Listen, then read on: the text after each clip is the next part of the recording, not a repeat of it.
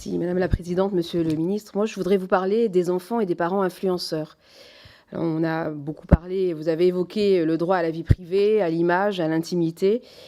Et c'est vrai que la digitalisation de la vie familiale est en forte augmentation. Je pense que aucun de nous n'a échappé aux images, vidéos mises en ligne relatant des moments de vie, de partage, d'émotions, de jeux de parents, mais aussi des enfants.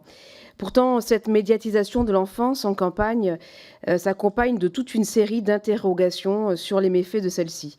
Alors que cette activité représente pour certains une source de revenus importante, allant de quelques centaines à plusieurs milliers d'euros par mois grâce à la publicité, ce phénomène des parents et enfants influenceurs inquiète fortement les associations, les médecins, les professeurs, notamment en matière de consentement. En effet, 56% des parents avouent ne pas avoir obtenu celui-ci avant de publier un de ces moments d'intimité. 4 ados sur 10 trouvent que leurs parents les ont trop exposés sur les réseaux. Fait plus alarmant, 39% des bébés ont déjà une empreinte digitale, numérique, avant même d'être mis au monde. Alors si la loi du 19 octobre 2020 visant à encadrer l'exploitation commerciale de l'image des mineurs sur les plateformes en ligne et son décret d'application sont venus encadrer ces pratiques, le respect du droit à l'image des enfants reste insuffisant.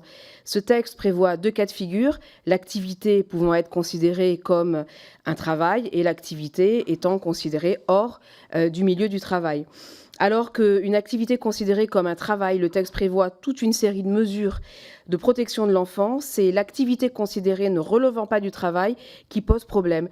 De nombreux parents se sont infiltrés dans cette catégorie, alors même que 90% des situations relèveraient de la relation du travail. Ma question est donc la suivante, Monsieur le Ministre. Quelles mesures envisagez-vous de prendre pour encadrer davantage cette pratique et protéger les enfants de ces situations? Merci. Sur les questions posées par Madame Martin, donc là, c'est bien là où je voulais en venir quand j'évoquais cette tension entre la dépossession de l'autorité parentale et la nécessité de la renforcer par ailleurs pour accompagner les parents dans la protection de leurs enfants. Et donc, s'agissant de la mesure influence, enfin de la question des enfants influenceurs, il y a la loi que vous avez citée, la loi Studer, qui a permis de commencer à encadrer les choses. Et puis nous aurons ce débat au Parlement, puisque Bruno Studer, comme vous le savez, a déposé une nouvelle proposition de loi qui vient en modifiant, ou qui propose en tout cas, en modifiant le Code civil, de souligner la responsabilité qui est celle des parents, sans pour autant venir les pénaliser excessivement, mais enfin quand même avec une inscription dans le Code civil qui n'est pas sans nous rappeler une proposition de loi que Maude Petit avait portée il y a quelques années pour les violences éducatives ordinaires, qui elle aussi est venue modifier le Code civil, moins dans un esprit de sanction des parents que dans un esprit de responsabilisation.